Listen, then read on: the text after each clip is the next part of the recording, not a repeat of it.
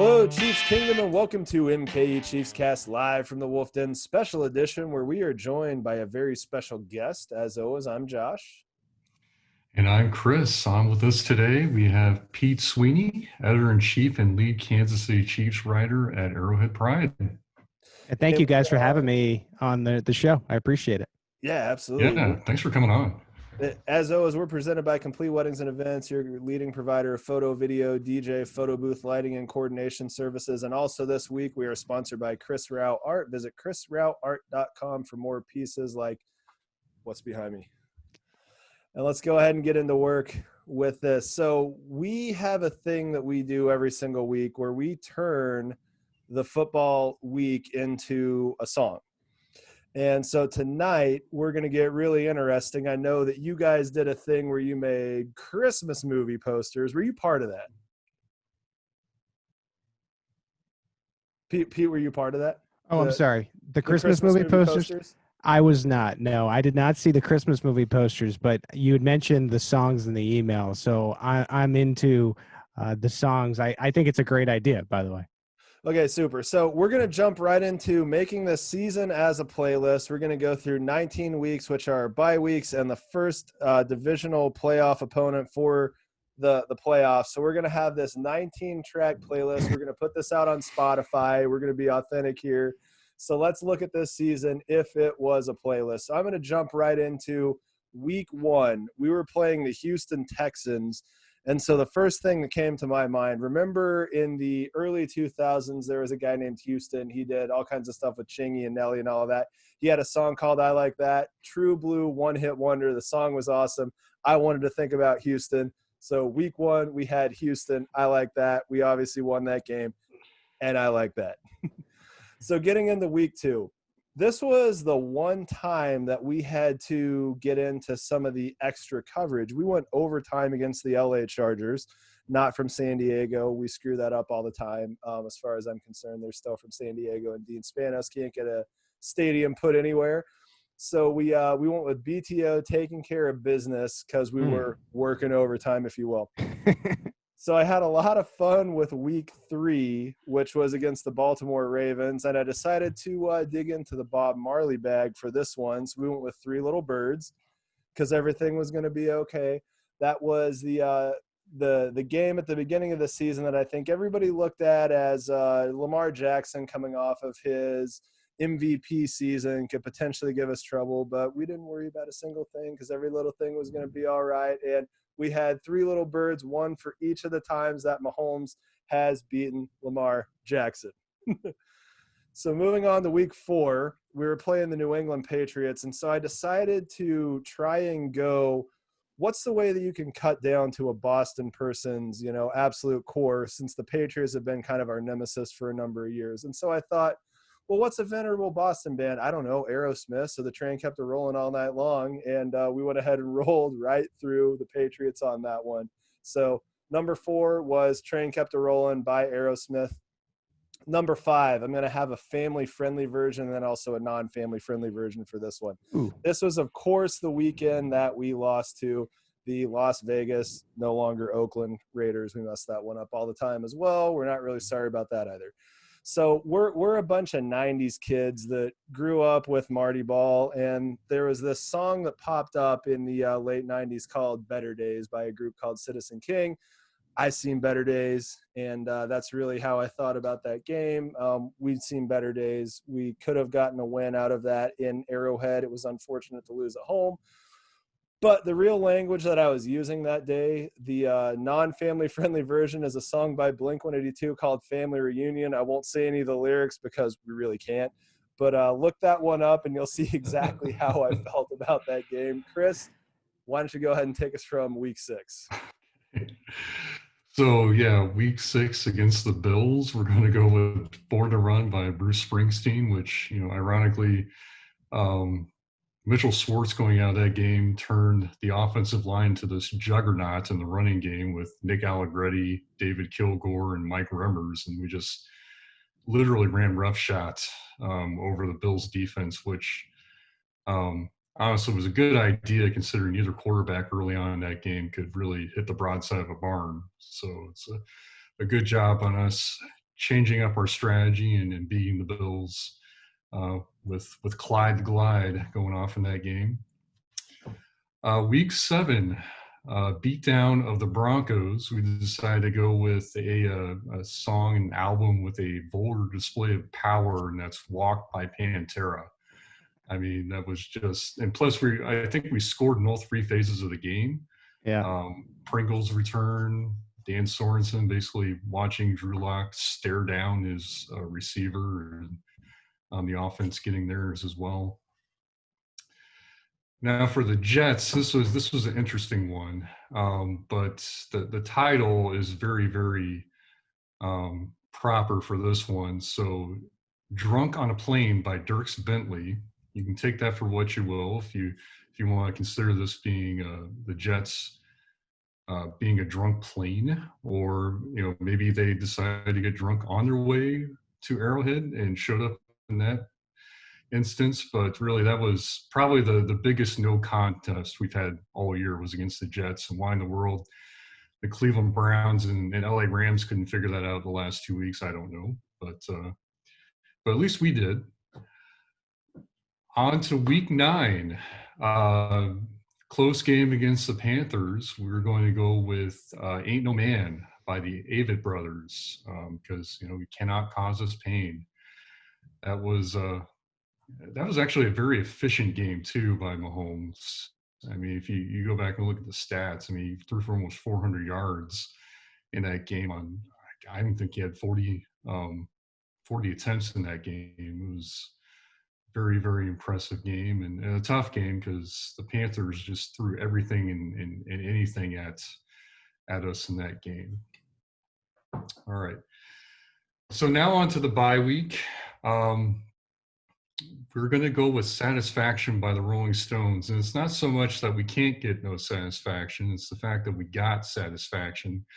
Back, I think, around August, there was some talk about signing Andy Reid and Brett Veach to extensions, but it became official during the bye week. And now we've got arguably the best head coach and the best young GM right now in the game, locked up for the next several years in what is arguably the best organization right now in the NFL. All right. Week 11 against the Raiders. We got back against the Raiders in a very back and forth game, but we came down to it.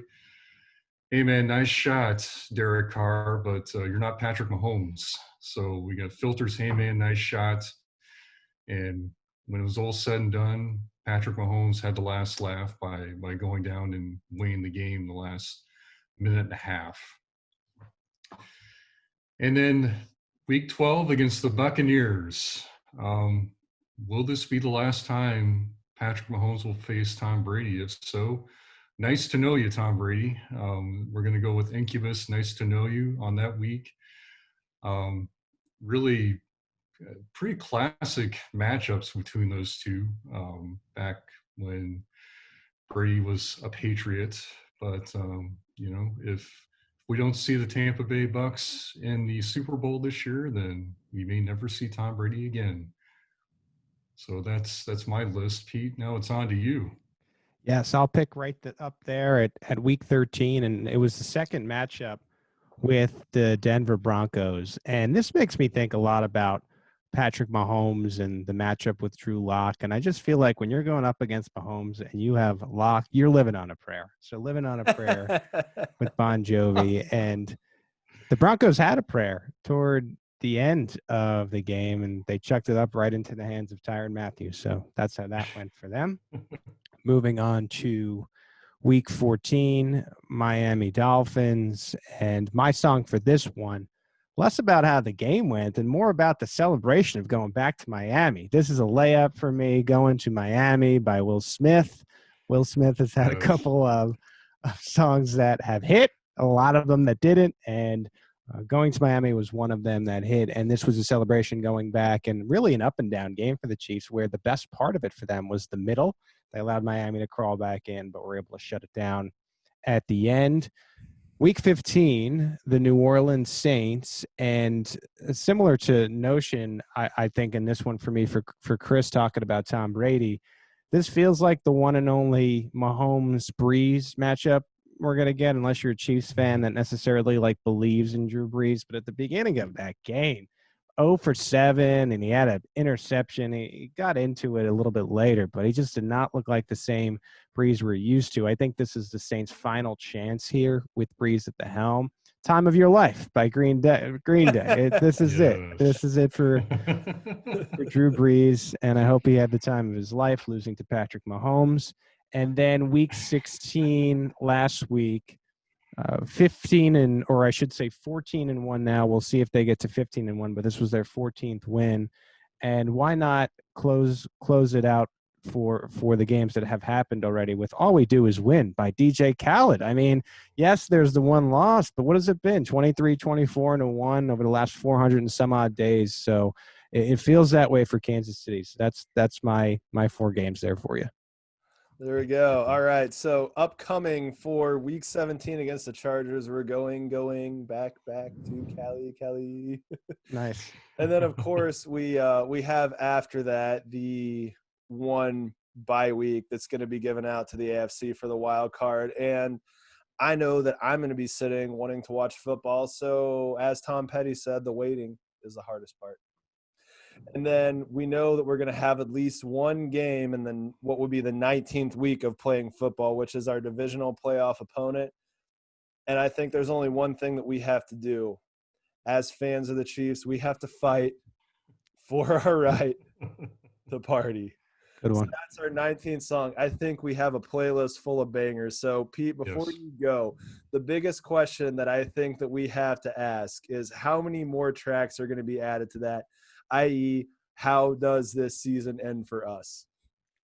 Yeah, it's a good question. I think betting against the Chiefs and taking the field right now, it just does not seem like the right decision for me. I look at the NFL and it's a lot of the Chiefs and everybody else. I understand that there's been problems recently with potentially how close the Chiefs are playing. Everyone's saying, well, will they pull away? And that is on my mind. I wonder if they're setting themselves up for what would be a playoff upset. But I think of it like this. I mean, we did the math at Arrowhead Pride, including playoff buys and whatnot. And Andy Reid is 25-5 after the bye week. So when you are able to lock up that bye, to me, when you add Andy Reid, you got Patrick Mahomes, that feels like an automatic win in the division round because Reid's going to have just extra time to prepare for whoever they face. And so I zipped right to the AFC title game.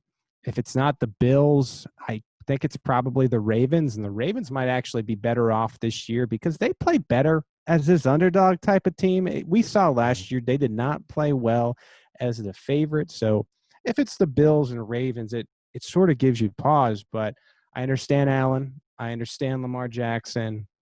Are you really betting one of those guys over Patrick Mahomes in the playoffs? I don't think you can. And so I think it's on to the Super Bowl. And I think in the Super Bowl, whoever makes it out of the AFC, I think you have some contenders there. I know the Packers are a team that is playing really good football right now, but I also look at the Saints and the Bucks, and we had joked around. But really, this is the last chance for Tom Brady and Drew Brees. So the Super Bowl is always one of those things, and we saw it with the Giants and New England Patriots, where you just never know what's going to happen. So I think if the Chiefs take an L, I hate to say it, it would be in the Super Bowl. I'm not betting on that. I think they get back there. I think they end up winning it because to me right now, they're clearly the most complete team and the best team in the National Football League. Outstanding. Hey, Okay, so I got a follow-up question really quick. Sure. If that's okay. Yeah. Do you see the playoffs playing out like they did last year, though? Is this going to be another one where we fall behind and end up having to come back? Or do you see this more as maybe the Chiefs start jumping out early on? Well, I would hope that by the time Andy Reid and Patrick Mahomes get together, what will be now, because I don't expect Mahomes to play next week.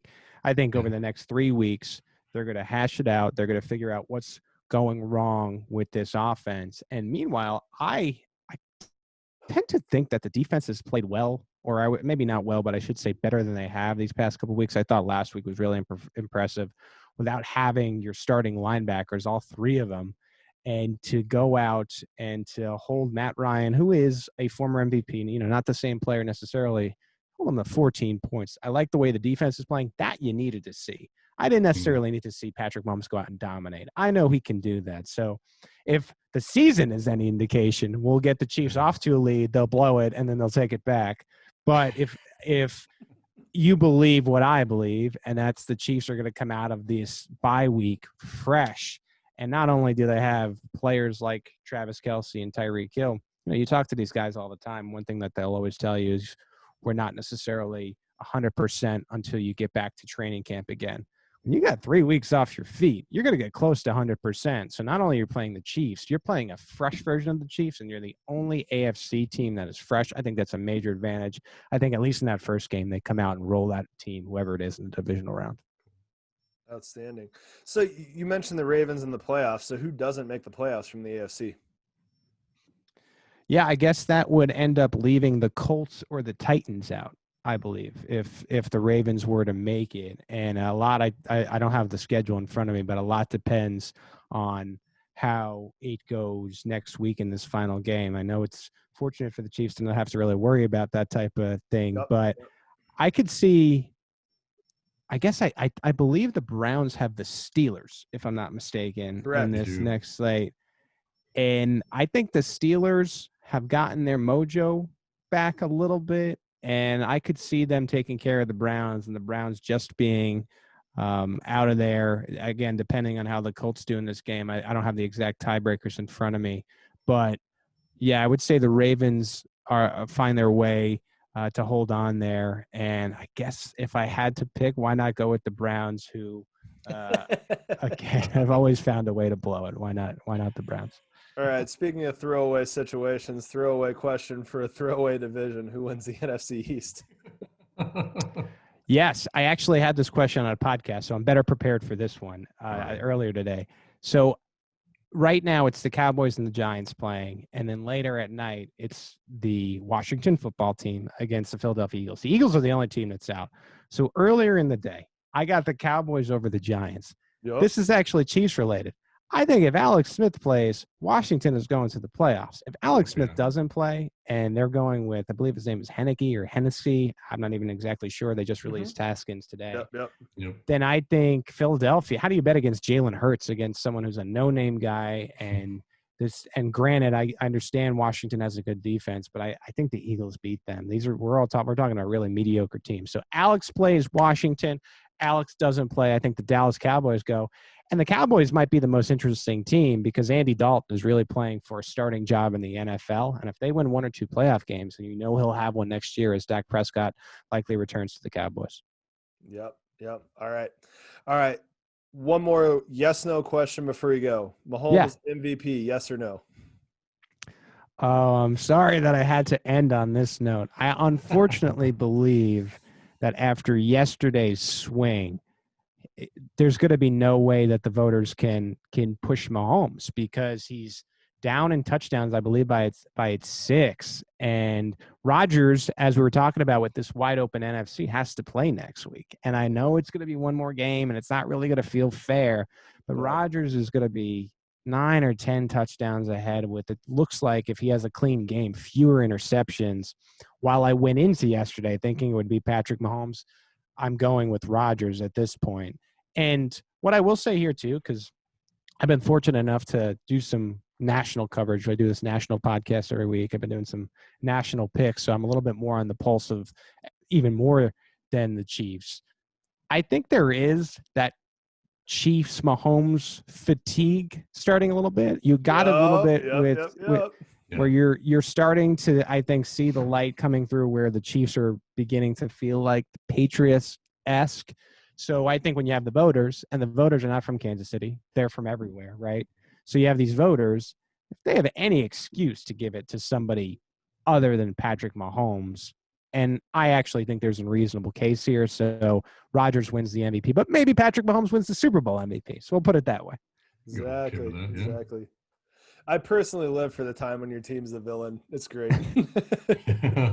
It's a lot of fun. And if you're lucky for it to happen to you, because it doesn't happen every fan base, it's going to be a once-in-a-lifetime thing. Fortunately for the Chiefs, and you always go back to this, and I always express this when I'm talking to again, national shows. Mahomes, people forget, is 25 years old. We're 3 years before the prime. We're 3 years before what would be the prime of a quarterback. And Mahomes has said in interviews before that he wants to do the Tom Brady and not necessarily go to a Tampa Bay Buccaneers, but he wants to play as long as his body lets him. And he takes care of his body, especially during the season, doesn't go out, things like that you've seen other quarterbacks fail at. Hello, Johnny Manziel. And what that should mean for Mahomes is longevity. And if you have a guy like Patrick, and he's this good now, the best start to any career for a quarterback ever, and he's ready and he wants to play for 20 years, and you got him signed to this 10-year deal, and they're constantly going to be working on that contract with guarantee mechanisms, and Andy Reid wants to stay. I mean, you are going to be the villain pretty soon here, especially if you win another Super Bowl this year. And that, it happens once in a lifetime. But what I'm saying for Kansas City, let's say he does play till 43, and let's say he does not get hurt and stays as healthy. You're looking at this for the next 18 years. How many Super Bowls will the Chiefs win? And so it's going to be a fun time, and enjoy it from all parts of Chiefs Kingdom, from Kansas City to MKE. Yeah, I'm looking forward to putting kids through college and seeing multiple Patrick Mahomes wear rings and stuff like that. I feel bad for the next Chiefs quarterback, whenever that is. Oh, Yeah. It's a problem we'll solve when we get there. But again, big thanks to Pete from SB Nation, Arrowhead Pride, for being here with us tonight. Truly, truly appreciate it. Yeah, Josh and Chris, thank you for opening up your podcast doors. I will be getting that playlist going on Spotify and trying to crank out some miles to it next week. So thank you. I will send that to you as soon as we're done. All right. Thank you. All right, boys. Thanks, Pete.